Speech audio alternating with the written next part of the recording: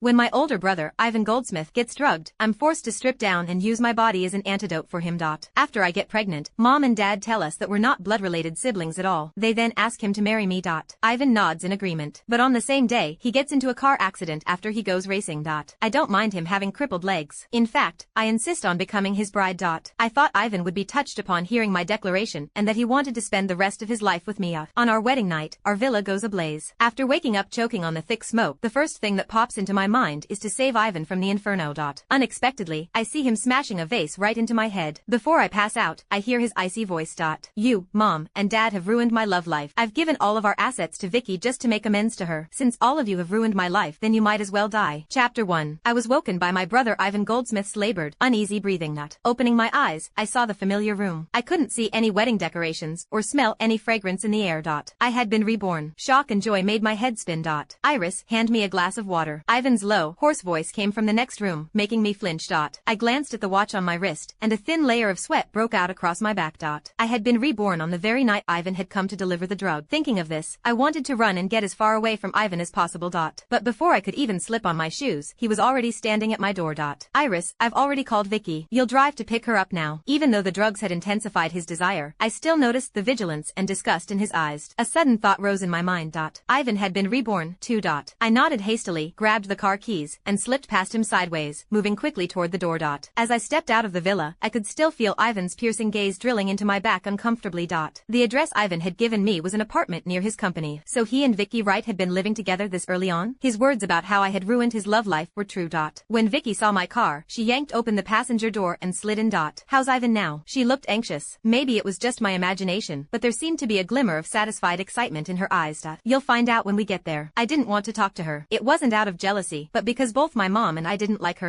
Vicky was from a poor family, and my family had sponsored her studies. At first, my parents liked her. She was diligent, ambitious, and at the top of her class. She had been the top scorer of the university entrance exam in my city. My parents personally drove her to her new university. Mom was thrilled because Vicky was a year older and could tutor me through my final year of high school. Vicky took her role seriously, reporting my progress to my dad after every session. Even when I told her that my studies were fully managed by Mom, she continued reporting to him instead. I had always sensed a sharp, calculating glint in her eyes, but I thought I was just being sensitive. This went on until the night a drunk man harassed her. Crying, she called Dad. When he rushed over, she threw herself into his arms, scaring him so badly that he turned pale and raised both of his hands high. Mom saw this as she arrived after having parked her car nearby. Vicky explained through tears that she had treated Dad as a father figure and had done what she did out of panic. Chapter 2. Even though my parents comforted Vicky, they never allowed her back in the house again. Dad stopped personally managing her affairs after that. When she graduated and wanted to study abroad, she came to the house, carrying gifts, and pitifully begging my parents for a loan. Mom was a generous woman, so she had her secretary transfer $500,000 to Vicky. Before leaving, Vicky came to say goodbye and ran into Ivan, who had just returned from graduate studies abroad. The next day, Vicky gave the money back to Mom, saying she had thought it over and decided to stand on her own feet. She would work first and save up enough before going abroad to study. Vicky stood there in plain clothes with a firm expression on her face. Ivan, who was just about to leave, couldn't help but be impressed by her. A month later, Vicky joined my family's company and became Ivan's secretary. I had warned Ivan that Vicky's intentions weren't pure and that she got close to him for a reason. However, he simply said, Iris, not everyone lives in a world of romance like you. But less than a year later, he had allowed Vicky to move into his apartment. On the highway, I sped recklessly, while Vicky gripped the door handle tightly. Iris, you need to think about safety even if you're upset. Vicky entered the villa. I didn't go inside but stayed in the car, staring blankly into the distance. I knew better than anyone what was about to happen between Ivan and Vicky. I wasn't jealous. In my previous life, my brutal death had dragged my parents to ruin. It had shown me clearly that my love for Ivan was poison to him, like arsenic. Vicky's words in the car confirmed it once again. Iris, he's your brother. Your twisted feelings for him forced him to study abroad. Now that he has me, it's time for you to let him go. So, it turned out that Ivan had known about my feelings for him for a long time. He went abroad to study in order to avoid me.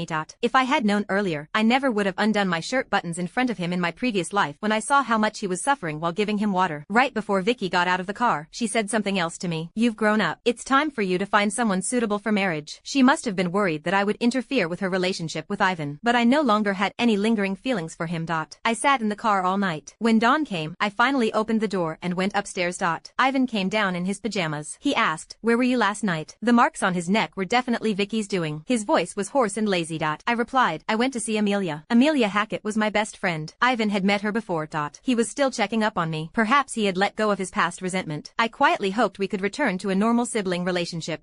I know you look down on Vicky's family background and think she's poor, but I'm telling you she's the woman I must marry. You should treat her with respect from now on. When had I ever looked down on her family background? I couldn't hide the questioning look on my face. Don't act so arrogant. She put herself at risk to clean up the mess you caused. I became even more confused. What do you mean? Ivan's patience was thinning.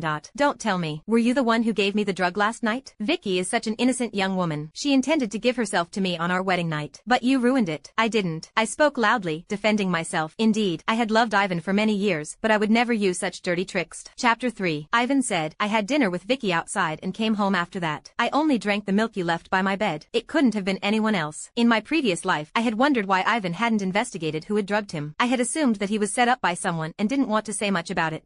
At that moment, I realized that he had thought it was me. It was no wonder he hated me. He hated me so much that he dragged my parents down with me. He hated me so much that he could not even allow the 6-month-old baby in my belly to come to this world. Bitterness filled my chest, and my eyes stung. Believe what you like, but I didn't do it. I swear it wasn't me. At that moment, the door to Ivan's room opened. Vicky appeared, wearing one of Ivan's shirts. She looked like a frightened little rabbit as she asked, Ivan, is Iris upset with me? Ivan watched me with caution. Iris isn't upset with you. She'll only wish us well. Ivan's right, Vicky, I said, a faint smile lifting my lips. You rescued him when he was at his lowest. I'll speak on your behalf and make sure Mom and Dad approve your marriage. A flicker of triumph passed across Vicky's face. Ivan's gaze, however, remained doubtful and scrutinizing. There was nothing for him to doubt. Ivan would protect Vicky at any cost, even if her intentions were not entirely pure. But I refused to let Mom and Dad bear any risk. Don't stress Mr. and Mrs. Goldsmith out. I know I'm not worthy to be Ivan's wife. I just want to stay by his side. Ivan seemed to like pretentious women like that. It was no wonder he had never been interested in me. He held her tenderly, but when he wasn't looking, Vicky struck a triumphant pose. Iris, my clothes were torn by Ivan. Could I borrow some of yours? She asked.